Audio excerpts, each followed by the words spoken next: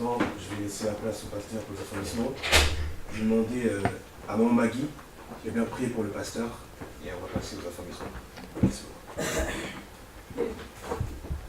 Père, nous bénissons ton Seigneur ce matin. Seigneur, merci Seigneur pour ce culte. Nous savons que Seigneur, tu as beaucoup de choses à nous transmettre au travers de ton serviteur que tu as choisi ce matin, notre pasteur, le pasteur Validé. Merci Seigneur de lui donner Seigneur les choses à pouvoir nous le dire parce que tu es un Dieu plein d'amour. Si nous sommes là, ce n'est pas pour rien parce que nous voulons recevoir de toi. Permets Seigneur que le Saint-Esprit nous aide aussi à conserver Seigneur ce que nous recevons chaque dimanche et puis à les mettre en pratique. Encore une fois, merci Seigneur de le toucher sa bouche, de l'utiliser efficacement et de nous aider aussi Seigneur, de ne pas dormir mais de suivre Seigneur ce dont nous avons besoin Seigneur venant de ta part. Au nom de Jésus, Amen. Amen. Amen. Amen. Que le Seigneur soit béni et nous sommes reconnaissants au Seigneur, Dieu notre Père, de nous offrir le privilège de nous trouver dans sa maison pour l'adorer, pour l'écouter, nous laisser interpeller par lui.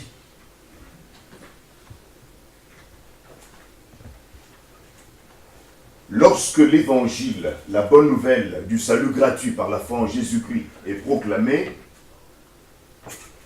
les auditeurs, qui sont tous des morts spirituels, réagissent de différentes manières. Le premier groupe décide de se dire « J'ai compris que je suis pécheur, que je ne peux pas me sauver moi-même, que Jésus-Christ était mort sur la croix à ma place, que je suis en prison, que Satan va bientôt m'égorger. Mais je décide de reporter ma décision d'offrir ma vie à Jésus-Christ à plus tard. Pas maintenant. Je réfléchis encore. Voilà le premier groupe. Le deuxième groupe est formé de ceux qui ont compris qu'en dehors de Jésus, point de salut, mais qui décident de rejeter Jésus-Christ, de ne pas le recevoir comme sauveur et Seigneur personnel, mais en plus de cela,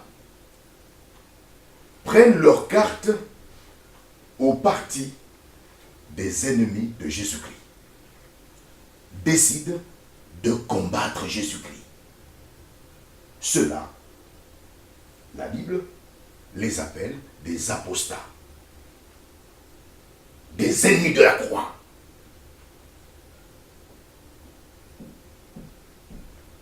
Le troisième groupe est formé de ceux qui se sont laissés convaincre en disant « Je suis pécheur, mort spirituellement,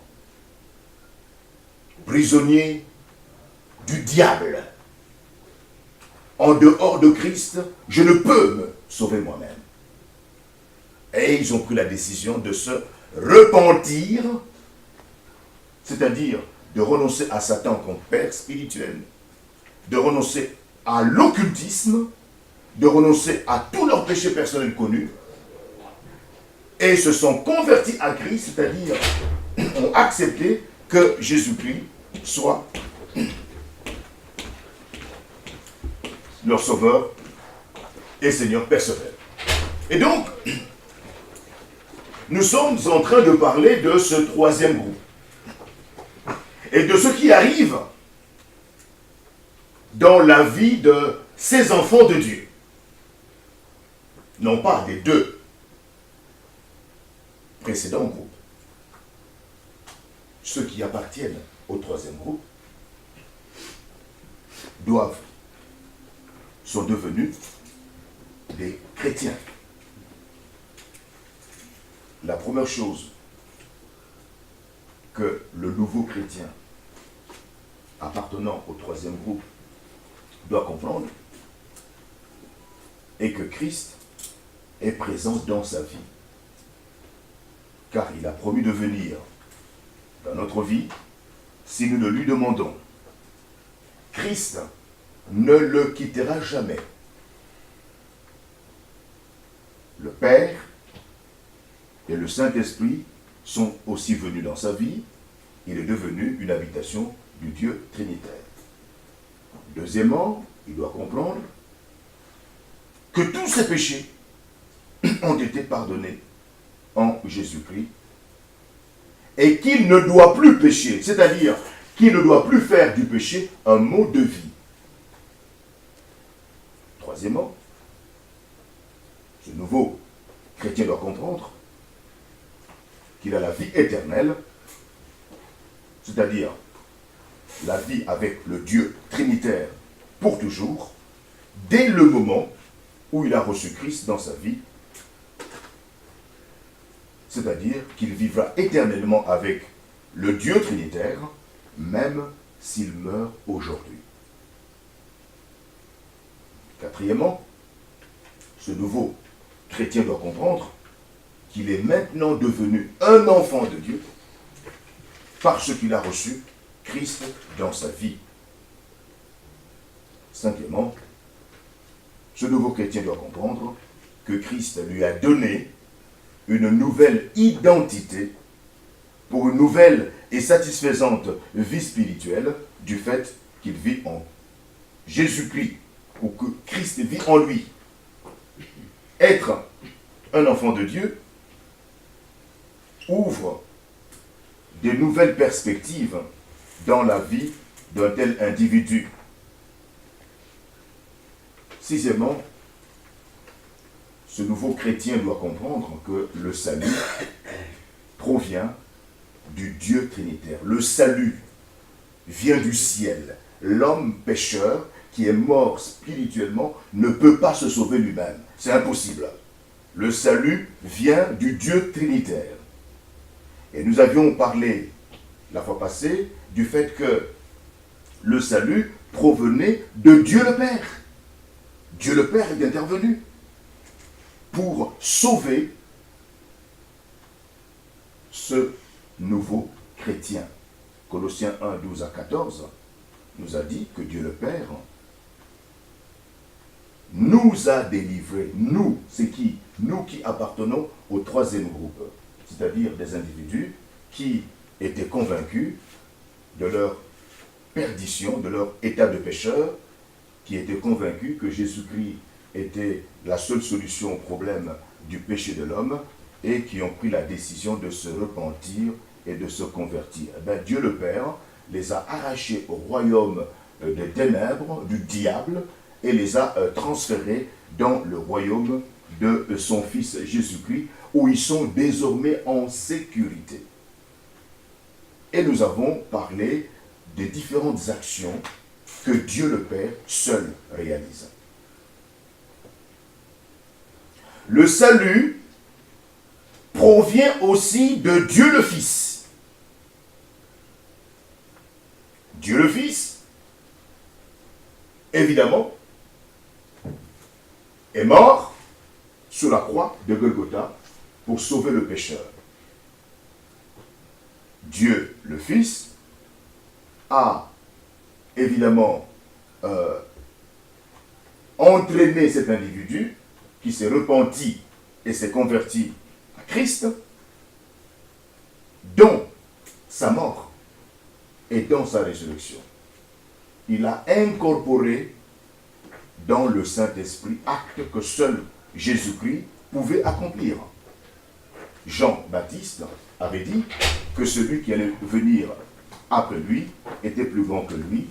Lui, Jésus-Christ, le Messie, allait donc baptiser, c'est-à-dire plonger les croyants en Jésus-Christ dans le Saint-Esprit. Et nous allons voir que le Saint-Esprit lui-même agira aussi pour faire exactement la même chose.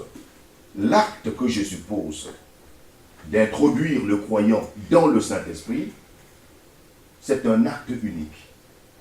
Une fois que le croyant ou le pécheur repentant et qui se convertit à Christ est plongé dans le Saint-Esprit agira aussi de son côté pour l'introduire dans le corps de Christ. La rédemption que Jésus réalise sous la croix de Golgotha, c'est-à-dire la délivrance de l'esclave par le paiement d'un prix, et le prix que Jésus a payé, c'était son sang, comme rançon, qui a été payé non pas au diable, mais au Père Céleste. Cette délivrance est donc irréversible. Le salut provient aussi de Dieu le Saint-Esprit. Le Père est intervenu, Jésus-Christ est intervenu, le Saint-Esprit aujourd'hui intervient aussi. Le nouveau chrétien doit comprendre que son salut est aussi l'œuvre du Saint-Esprit. Chacun, dans chaque personne de la Trinité, joue un rôle spécifique pour sauver le pécheur qui se repent de tous ses péchés et qui se convertit à Christ. Alors, le Saint-Esprit et son action dans la vie chrétienne. Nous croyons que le Saint-Esprit, personne divine, est un avec le Père et avec le Fils. Il est donné à tout croyant en Christ et vient habiter en lui au moment où ce croyant en Christ s'unit à Jésus-Christ par la foi en Christ. Le Saint-Esprit a pour mission de mettre le croyant en Christ au bénéfice de l'œuvre de salut de Jésus-Christ. Il agit habituellement par l'Écriture, par la Bible, avec laquelle il ne saurait être en désaccord. Le Saint-Esprit œuvre dans le cœur du croyant pour qu'il la comprenne, la reçoive avec foi et s'y soumette. Il produit en lui son fruit, le fruit de l'Esprit. Il le rend capable de progresser dans la vie chrétienne et d'y persévérer jusqu'à la fin. Et comptant sur son œuvre en lui, le chrétien s'efforce de mener sa vie selon la volonté de Dieu. Sous son action, sous l'action du Saint-Esprit, et équipé par le Saint-Esprit, des dons du Saint-Esprit, chaque chrétien est appelé à se mettre au service d'autrui dans l'Église et dans le monde selon le dessein particulier de Dieu à son égard. Et l'Esprit seul peut assurer aux croyants la communion avec son Dieu et avec ses frères. Alors, l'œuvre initiale, c'est-à-dire préliminaire du Saint-Esprit dans le pécheur qui se repent de tous ses péchés et se convertit à Christ est exceptionnelle. La parole de Dieu, la Bible, nous révèle 7 aspects distincts de cette œuvre incomparable que nous pouvons intituler les 7 opérations initiales du Saint-Esprit dans le pécheur. Le pécheur qui est d'abord mort, cadavre spirituel, et qui se repent. Alors, ces 7 opérations initiales du Saint-Esprit s'accomplissent en 3 étapes. Avant la nouvelle naissance, au moment de la nouvelle naissance, et après la nouvelle naissance. D'abord, avant la nouvelle naissance, que fait le Saint-Esprit dans la vie du cadavre spirituel? Par son œuvre préliminaire de conviction, que nous pouvons comparer à une période de gestation spirituelle, le Saint-Esprit, la troisième personne de la Trinité, Dieu le Saint-Esprit, amène l'homme qui se repent de tous ses péchés et se convertit à Christ, à la foi en Christ. Une foi qui engage tout son être au point d'accepter d'être totalement identifié à Christ dans sa mort et dans sa résurrection. Donc, l'œuvre de Jésus-Christ dans la vie du mort spirituel, c'est de le convaincre qu'il est mort. Le Saint-Esprit nous dit, tu es un cadavre, tu es mort, tu ne peux pas te sauver toi-même. Mais la solution se trouve en Jésus-Christ. C'est lui l'agneau de Dieu le Père qui est mort à ta place afin que tu aies la vie. Le Saint-Esprit trouble le cœur du cadavre spirituel pour qu'il se convainque qu'il est mort. De toute façon, il est mort. Alors vous comprenez que, comme je l'ai dit au début, devant cette œuvre de conviction, il y a trois réactions. Le premier camp dit, d'accord, je suis pécheur. Jésus-Christ est mort sur la croix, à ma place. D'accord. Je suis en prison. Le diable va bientôt m'égorger. D'accord. Mais je ne décide pas maintenant. Je reporte ma décision à plus tard. Et cet individu se promène. Il est toujours mort. Il est mort. Le deuxième groupe, devant cette œuvre de conviction du Saint-Esprit, réagit en disant, d'accord, je suis mort. C'est ce que la Bible dit. Je suis pécheur, prisonnier de Satan. Satan va m'égorger. J'ai bien compris que Jésus est la seule solution au problème du péché, de mon péché. Je ne peux pas me sauver moi-même, j'ai bien compris. Mais je décide, face à cette lumière, de rejeter Jésus. Non seulement je le rejette, mais j'adhère au parti politique, spirituel, des ennemis de Jésus-Christ. Je veux commencer à le combattre à partir de maintenant. Et là, je fais partie des apostats. Le troisième groupe se laisse convaincre réellement.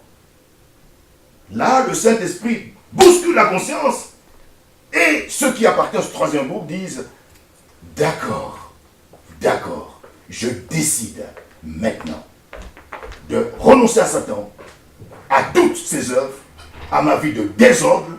Jésus, je te reconnais comme étant celui qui est mort, effectivement, sur la croix à cause de mes péchés.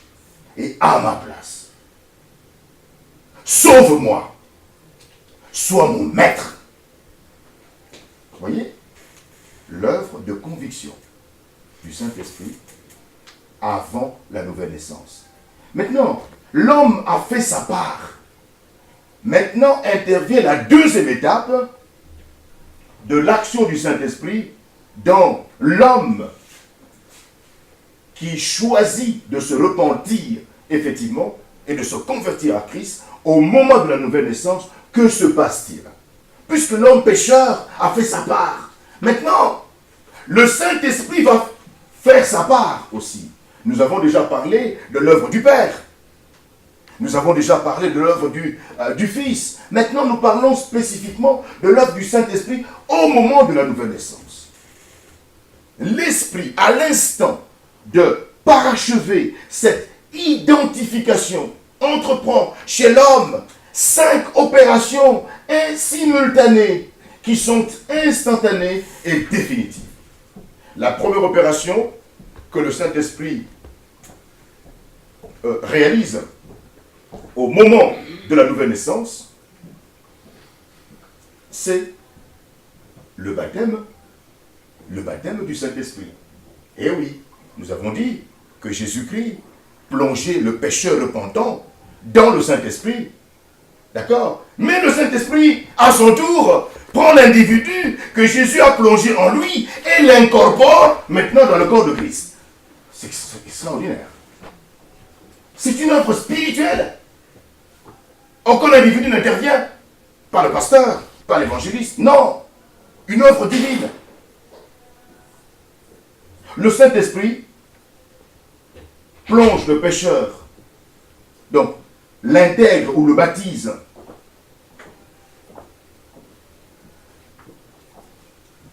Plonge le pécheur qui se repent de tous ses péchés et se convertit dans la mort de Christ et dans son corps.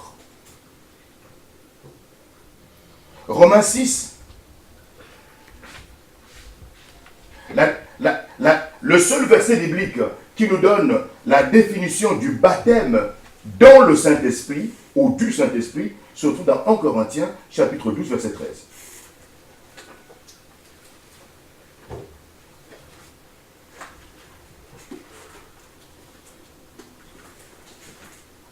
Je lis ce texte, 1 Corinthiens 12, 13.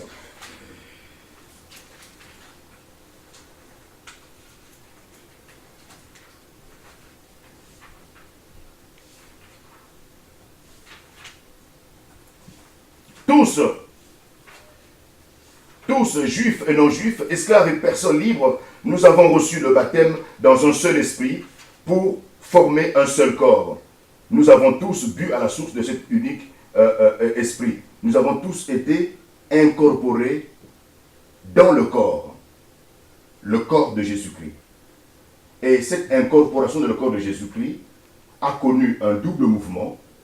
Le premier mouvement, c'est Jésus-Christ qui a pris le pécheur repentant et l'a plongé dans le Saint-Esprit, le bain du Saint-Esprit, et le Saint-Esprit à son tour a incorporé cet individu dans le corps de Jésus pour en faire un membre du corps. Et c'est à ce moment-là que Dieu le Père considère cet homme comme mort avec Christ. Et c'est ce qui permet à Dieu le Père de lui pardonner ses péchés. Parce que l'individu a été plongé dans le Saint-Esprit par Jésus-Christ.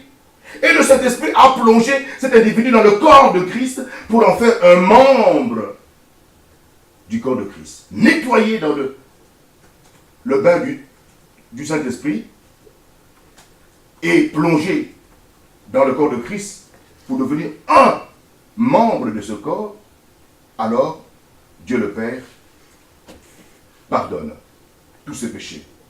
Il est évident que sans le baptême dans le Saint-Esprit, le pardon des péchés n'est pas possible.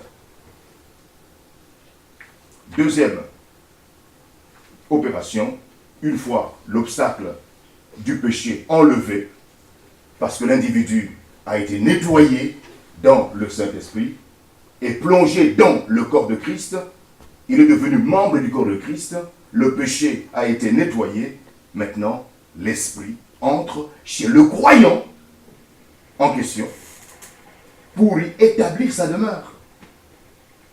1 Corinthiens 6, 19. Il devient le temple du Saint-Esprit.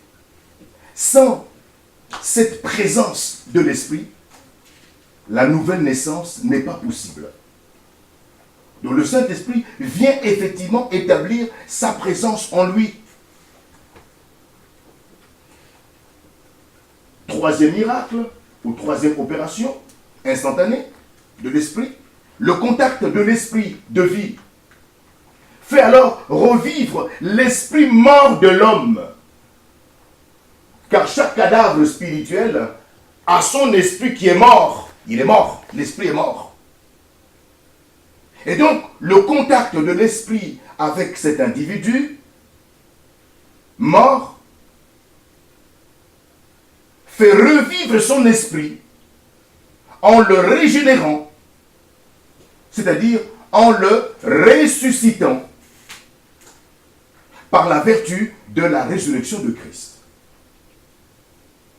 C'est la régénération spirituelle, c'est-à-dire la résurrection de son esprit qui était mort et qui faisait de lui un cadavre spirituel. C'est la nouvelle naissance, sans laquelle nul n'entrera dans le royaume de Dieu. Si l'esprit mort de l'individu n'est pas ressuscité par le Saint-Esprit, personne ne peut entrer dans le royaume du Père. Impossible. Dans le royaume de Jésus-Christ. Impossible.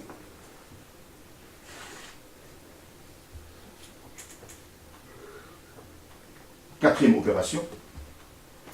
En même temps, par son onction, l'Esprit sanctifie le croyant en le mettant à part pour le service de son nouveau maître, Jésus, et en le revêtant des qualifications nécessaires.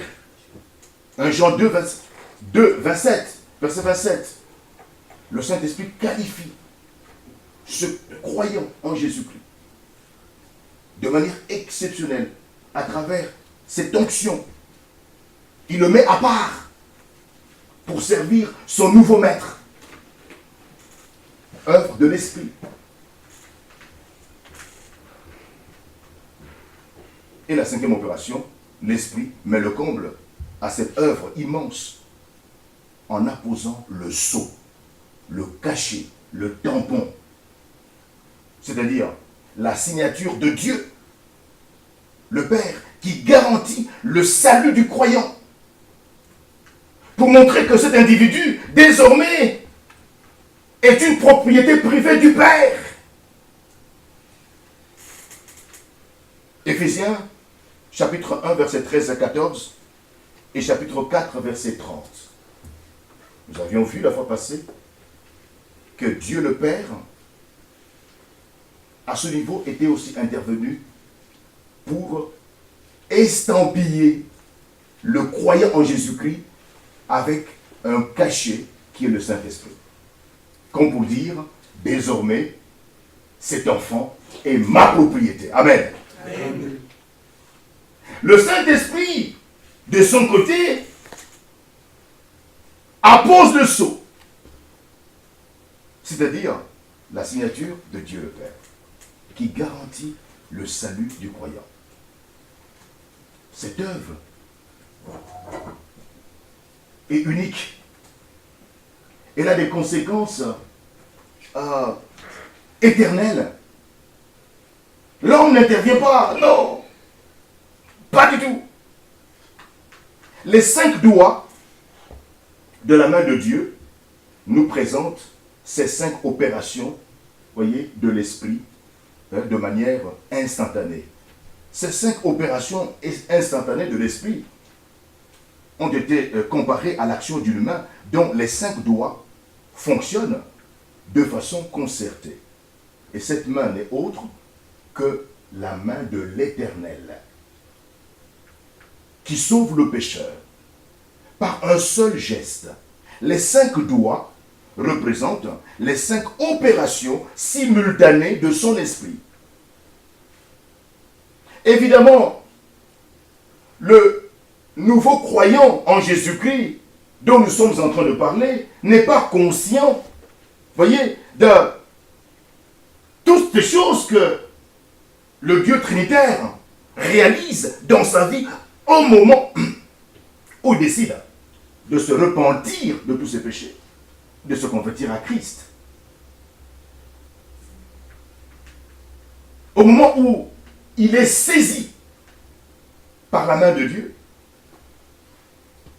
il ne réalise pas la complexité de l'action du Dieu Trinitaire sur sa vie. Mais ce croyant en Jésus-Christ est seulement conscient d'un geste divin qui le transforme radicalement et instantanément. Il sait que Dieu lui pardonne et le sauve, qu'il est maintenant son enfant, il est animé par son esprit, et ce n'est que par la suite, à mesure que sa foi, sa connaissance spirituelle se développe, qu'il commence à comprendre l'étendue et la profondeur du miracle qui s'est accompli. Il n'est pas possible de connaître l'une de ces 5 opérations sans les autres. C'est comme si on avait un doigt sans les 4 autres doigts. Non. Une main est formée de 5 doigts. Ce sont les 5 doigts, effectivement, qui agissent ensemble. Ces opérations, les 5, sont simultanées. Tu as tout ou rien. Tu ne peux, par exemple, naître de l'esprit sans que l'esprit te baptise, c'est-à-dire te plonge dans la mort de Christ pour obtenir le pardon de tes péchés. Ou sans que tu acceptes que l'esprit vienne demeurer en toi, en t'oignant et en te scellant. Sans une action totale de l'esprit, il ne t'est pas possible de naître et encore moins de grandir spirituellement. 2 vérités formidables doivent être rappelées ici. Premièrement, pour l'enfant de Dieu, les 5 opérations instantanées de l'esprit sont déjà acquises. Elles ne doivent pas être recherchées. Elles sont déjà une réalité chez l'enfant de Dieu. Le Nouveau Testament, dans les passages qui se rapportent justement à ces opérations spirituelles, à partir de la naissance de l'Église dans Actes chapitre 2, met le verbe chaque fois au passé ou au parfait. Nulle part, le Nouveau Testament ne laisse croire que celui qui est né de Dieu ait encore à rechercher l'une ou l'autre de ces actions de l'esprit. Dieu n'incite pas son enfant à chercher ce qu'il a déjà reçu. Deuxièmement, cela est vrai pour chaque enfant de Dieu, sans exception. Le Nouveau Testament ne contient aucun passage qui indiquerait que certains aient reçu l'Esprit, alors que d'autres ne l'auraient pas reçu. Le Nouveau Testament n'enseigne pas non plus que certains aient connu ou une ou deux des 5 opérations instantanées de l'Esprit et non les autres. Tu ne peux pas être sauvé à moitié, en partie. Ça n'existe pas. Pour résumer, si tu es un enfant de Dieu, tu es déjà un baptisé de l'Esprit ou dans l'Esprit. 2. Tu es habité par l'Esprit. 3. Tu es né de l'Esprit. 4. Tu es scellé par l'Esprit. Scellé, estampillé, tamponné par l'Esprit. Et 5. Tu es oint par l'Esprit. Ces 5 opérations sont simultanées, instantanées, au moment où l'individu a décidé de se repentir de tous ses péchés, de se convertir à Christ. Quel miracle! Tout cela, bien évidemment, est garanti par le sang précieux de Christ et par sa parole inébranlable. La nouvelle nature du croyant doit aussi attirer notre attention.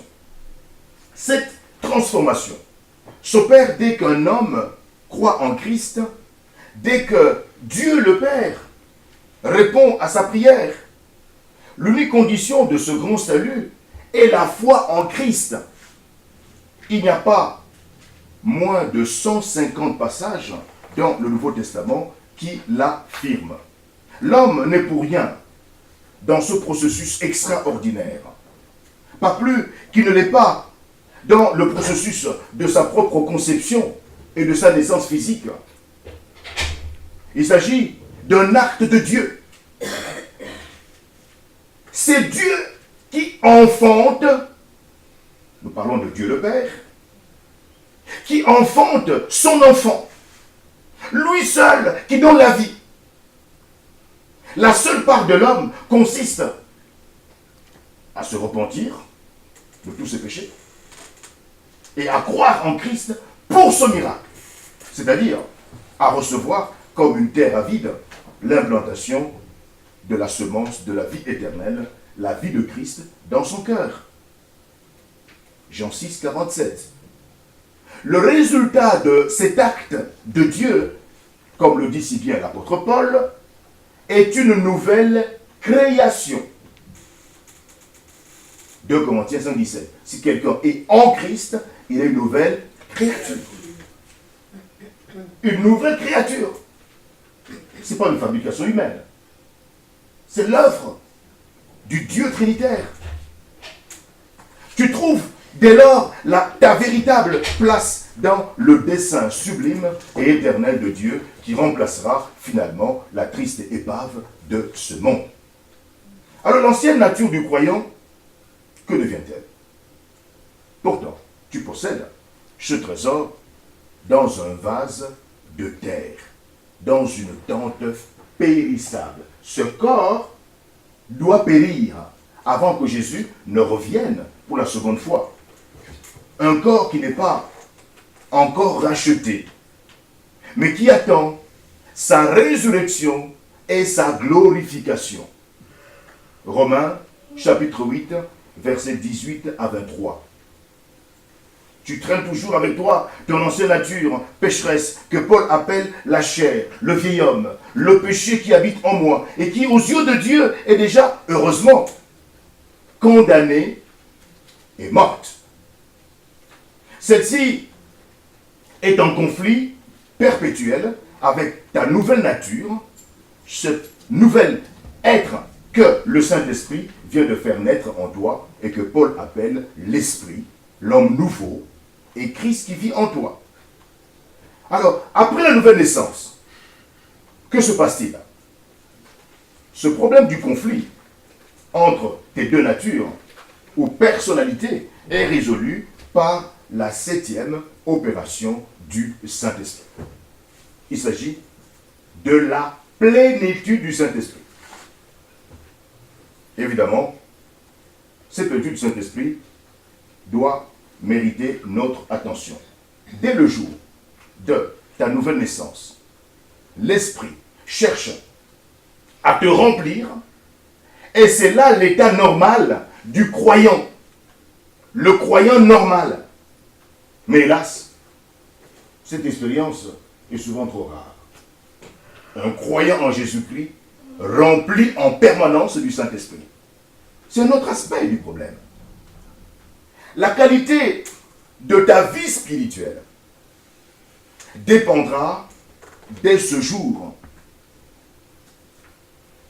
dès l'instant où tu as pris la décision de te repentir et de te convertir à Christ, de la place que tu accorderas, soit à l'esprit, soit à la chair.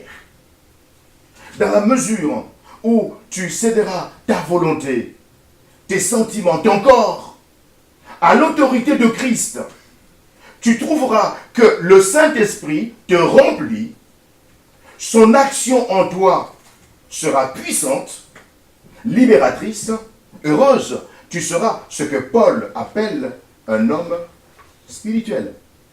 Mais si tu admets que les anciens désirs impurs et l'influence du monde, évidemment, le monde ici, il faut entendre par cette expression, n'est-ce pas, biblique, l'influence mondaine des hommes non régénérés, et de leur civilisation corrompue, et aussi la Jésus-Christ. Nous devons distinguer le monde de la terre, c'est-à-dire de la nature, de la création de Dieu. Et donc, tu dois effectivement admettre que si tu admets que les anciens désirs impurs et l'influence du monde prend de l'autorité sur ta personne, l'action de l'esprit sera de ce fait limitée dans ta vie quotidienne et même arrêtée. Tu perdras non pas ton salut, qui vient du Dieu Trinitaire, comme un don, mais ta communion avec Dieu. Tu resteras, certes, son enfant, l'enfant de Dieu le Père, mais un enfant que son Père devra corriger et châtier. Peut-être même un enfant retardé. C'est ce que Paul appelle l'homme charnel, le bébé qui ne grandit pas. Il est donc possible de perdre la plénitude de l'esprit. Et il faut reconnaître que c'est le cas d'un très grand nombre de chrétiens aujourd'hui. Ils sont chrétiens depuis longtemps, 10 ans, 20 ans, 30 ans, 50 ans, mais charnels. Ils vivent dans le péché, volontairement, comme les païens. Et il n'y a pas de croissance spirituelle. Pas du tout. Le croyant en Christ devient véritablement une habitation du vrai Dieu. Le Père, le Fils et le Saint-Esprit que nous adorons. Lorsque nous parlons de cette habitation du Dieu Trinitaire dans le croyant en Jésus-Christ, il faudra que nous comprenions que c'est ce Dieu que nous adorons. Le Dieu que nous adorons, c'est le Dieu Trinitaire. Nous adorons un seul Dieu. Mais attention, ce seul Dieu existe en 3 personnes de toute éternité. Le Père est éternel, le Fils est éternel, le Saint-Esprit est éternel. 3 personnes divines distinctes. Tout en partageant pleinement la même et unique nature divine, les 3 personnes demeurent distinctes et des rôles distincts leur sont appropriés. Le Père communique éternellement l'être et la vie au Fils. L'Esprit reçoit éternellement l'être et la vie du Père et du Fils. Le Père conçoit les projets divins et accomplit ses œuvres envers la création par la médiation du Fils. Le Père et le Fils sont présents au monde et agissent par l'Esprit. Nous croyons que Dieu est absolu, immuable, ne change pas, tout puissant. Au-dessus de lui, il n'y a pas de pouvoir. Omniprésent, c'est-à-dire présent partout, au même moment. Omniscient, il sait tout. Parfaitement sage, saint, juste, bon. Il est esprit. Dieu est esprit. Il est vérité. En dehors de lui, il n'y a pas de vérité. C'est le mensonge. Et amour. Il est amour. Il est le créateur de toutes choses. Et tout subsiste par lui et en lui. Il est souverain sur toute la création. À lui sont dus, au suprême degré, confiance, obéissance, reconnaissance, amour et louange. Si nous lisons 1 Jean 4,4, voici ce que nous y découvrons. Mais vous, mes enfants, vous appartenez à Dieu et vous avez vaincu les faux prophètes, car l'esprit qui agit en vous est plus puissant que l'esprit qui domine ceux qui appartiennent au monde.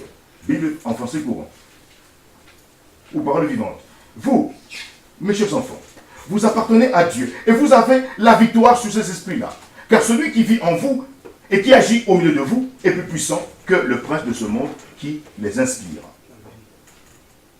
Ce texte nous apprend que celui qui vit en vous, qui vit en vous? Le Dieu trinitaire, mes amis, le Père, le Fils et le Saint-Esprit. Mais attention, il vit en vous dans la mesure où vous vous êtes repentis de tous vos péchés.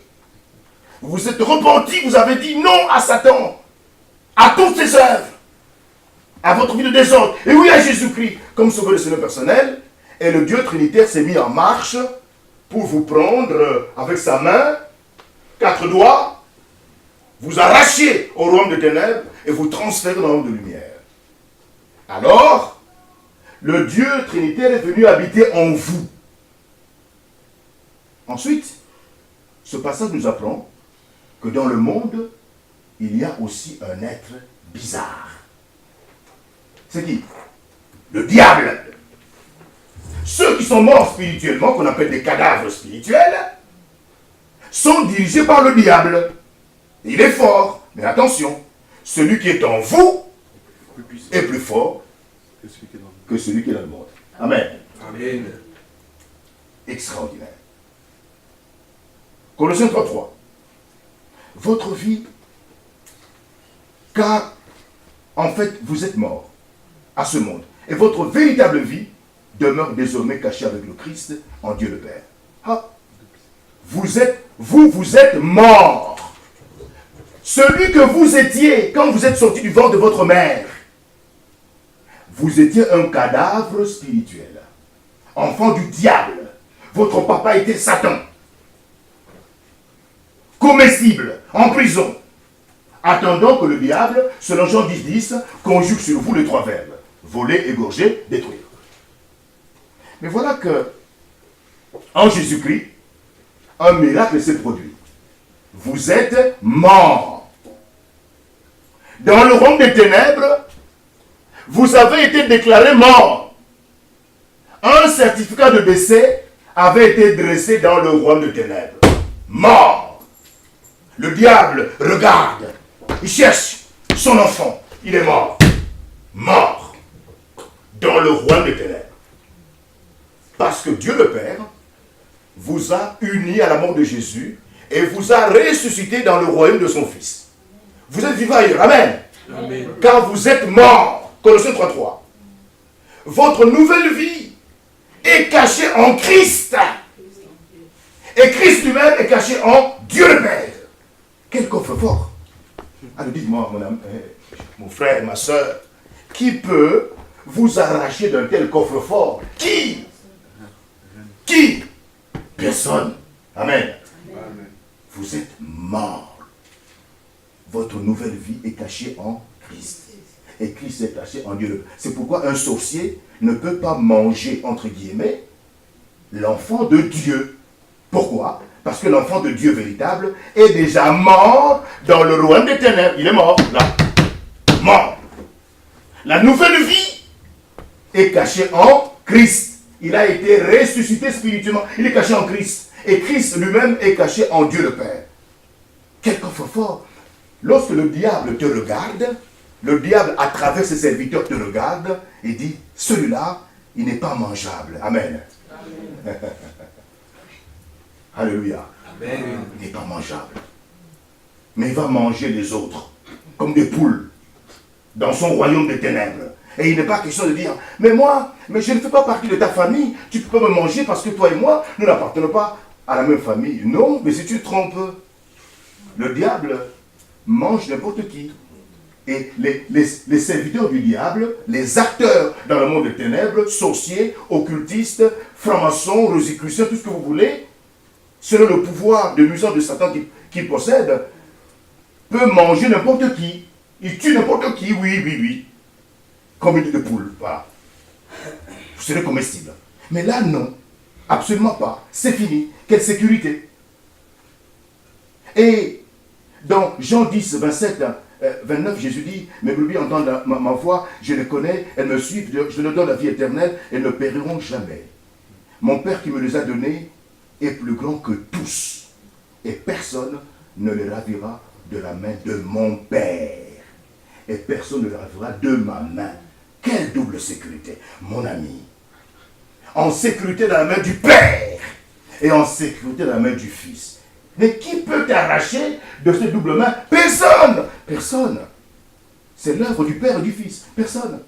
Quelle sécurité.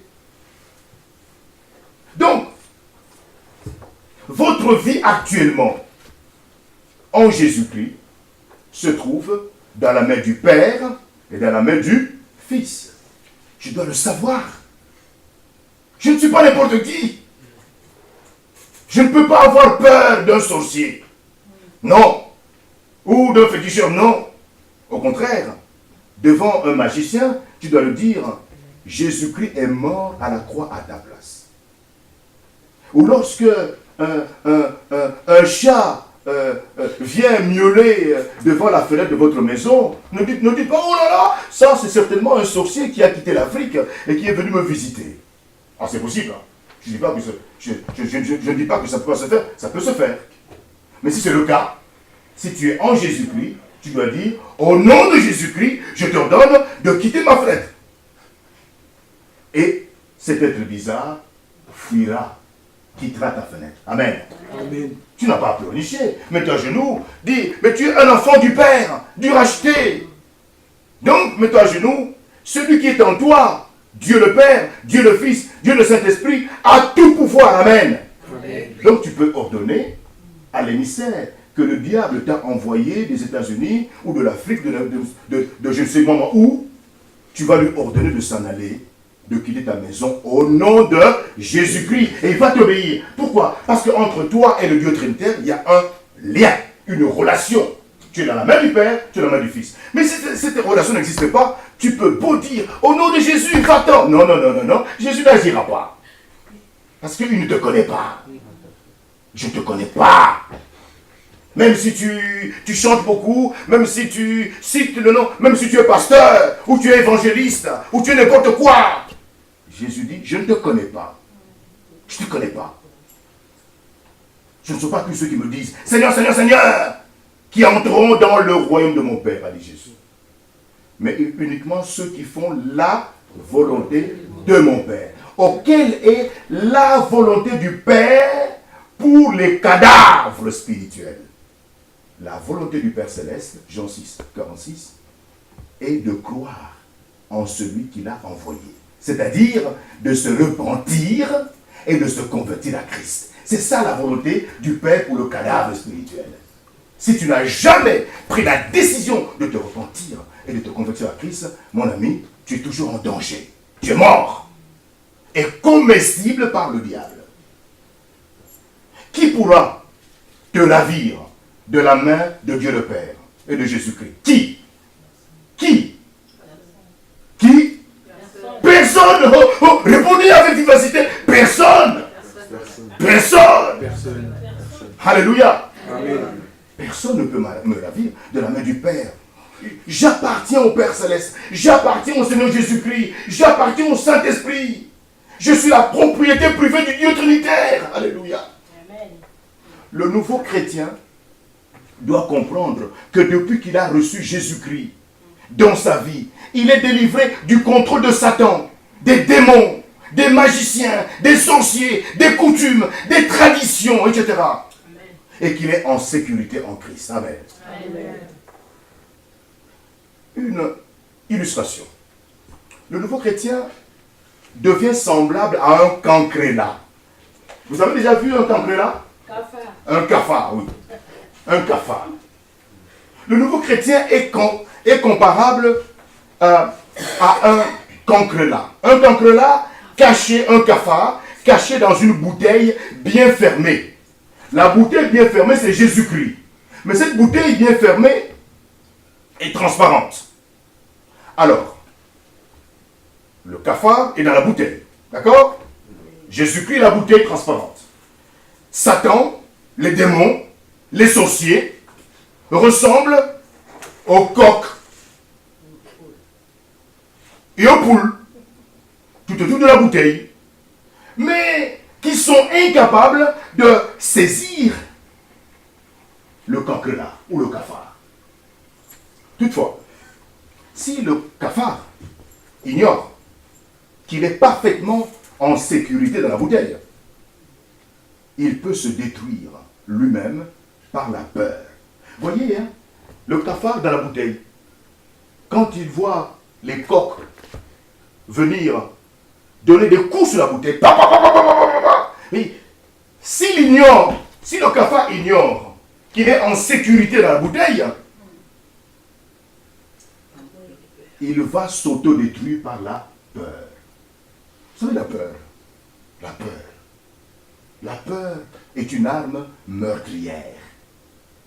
Si vous êtes ignorant, vous allez vous détruire.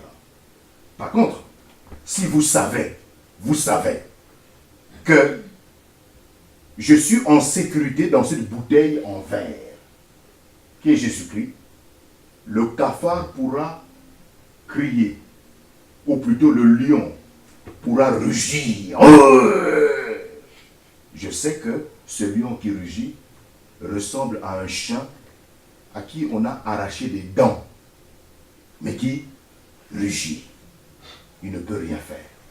Celui qui est en moi est plus fort. Comment est-ce que vous réagissez devant les événements de la vie qui semblent vous écraser? Est-ce que vous êtes animé par la peur? Qui êtes-vous? Conclusion.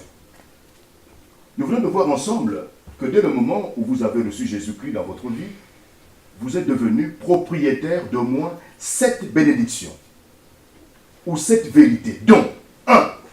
Le Père vous a unis à son Fils Jésus-Christ, dans sa mort, son ensevelissement, sa résurrection. Le Père vous a délivré de la puissance de Satan ou de son royaume des ténèbres et vous a transféré dans le royaume de lumière de son Fils Jésus-Christ. Et il est venu habiter en vous. Vous êtes donc gardés, protégés, en sécurité dans la main du Père et dans la main de son Fils Jésus-Christ. Colossiens 1, 12 à 14, Jean 14, 23, Jean 10, 29, Jean 17, 11. Deuxième vérité. Christ vous a baptisé, c'est-à-dire vous a plongé, immergé dans le Saint-Esprit. 1 Corinthiens 12, verset 13. Et le Saint-Esprit, à son tour, vous a intégré comme membre au corps invisible et visible du Christ. 1 Corinthiens 12, 13 S. Troisième vérité. Christ est entré dans votre vie, accompagné du Père et du Saint-Esprit. Et ne vous quittera jamais. Apocalypse 3, verset 20. Jean 6, 37. Hébreux 13, 5. Quatrième vérité. Christ a pardonné tous vos péchés, passés, présents et futurs. Éphésiens 1, 7. Cinquième vérité. Christ vous a donné la vie éternelle. 1 Jean 5, 20. Sixième vérité. Christ a fait de vous un enfant de Dieu le Père. C'est Christ qui a fait de vous un enfant de Dieu le Père. Amen. C'est une grâce. Hein? On ne peut pas devenir enfant de Dieu soi-même, non. C'est Christ qui le fait. Il vous donne le pouvoir de devenir. Mais nulle part, Christ va donner le pouvoir à un enfant de Dieu le Père de cesser d'être un enfant de Dieu le Père. C'est lui qui agit. Christ, septièmement, vous a donné une nouvelle identité pour une nouvelle et satisfaisante vie spirituelle du fait qu'il vit en vous. Une nouvelle identité en Jésus-Christ. Qui êtes-vous? Quel est votre statut spirituel? Je suis un racheté. Je suis une nouvelle créature. Éphésiens 2, 10. Mes amis, le Père aime le Fils et le Père a remis toutes choses entre les mains du Fils. Jean 3, 35. Et Jésus est celui dont l'Écriture affirme, dans Actes 4, 11 à 12, la pierre que vous, les bâtisseurs, avez rejetée est devenue la pierre principale. Le salut ne s'obtient qu'en lui, Car nulle part dans le monde entier, Dieu le Père n'a donné aux êtres humains, quelqu'un d'autre par qui nous pourrions être sauvés. Donc, en tant que chrétiens ou nouveaux chrétiens, nous devons comprendre que personne ne sauve l'homme si ce n'est Jésus-Christ. Seul. Jésus-Christ est le seul sauveur, excluant tout autre sauveur.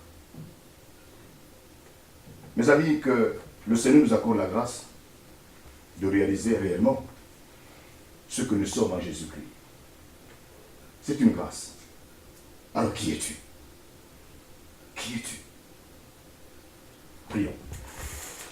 Nous voulons, Dieu notre Père, t'exprimer notre reconnaissance pour l'immensité de ta grâce. Qu'as-tu que tu n'aies reçu? Et si tu as tout reçu, pourquoi tu te glorifies? Nous ne sommes rien. Nous sommes des pécheurs. Nous méritons la mort éternelle en enfer. Mais par ta grâce, tu as fait mourir ton Fils unique sur la croix de Golgotha, à cause de nos fautes, à notre place, pour nous sauver. Par ton esprit, tu nous as convaincus qu'en dehors du Christ, nous étions perdus à jamais. Et nous avons décidé, effectivement, d'abandonner le diable, ses œuvres, notre vie de désordre, et de choisir Jésus-Christ. Père, si en ce lieu, quelqu'un n'est pas encore au clair quant à cette relation unique avec toi, notre Père, trouble son cœur jusqu'à ce qu'il se retrouve à genoux au bas de la croix de Jésus-Christ et confesser son état de perdition. Confesser le fait qu'en dehors de Jésus, il est perdu à jamais. Donne-lui, ô Dieu notre Père, de se repentir sincèrement pour qu'aujourd'hui, il dise non à Satan, non à toutes ses œuvres ténébreuses, non à sa vie de désordre. Et oui à Jésus-Christ, qui a pris sa place à la croix de Golgotha à cause de ses péchés qui caractérisent encore sa vie désordonnée, débridée aujourd'hui. Et qui accepte que Jésus est mort réellement à sa place. Qui le choisisse. Père bien-aimé, nous prions pour que tu fasses de cette communauté une communauté homogène, formée des enfants de Dieu, rachetés par le sang de l'agneau. Donne-nous de vivre réellement pour toi. En Jésus.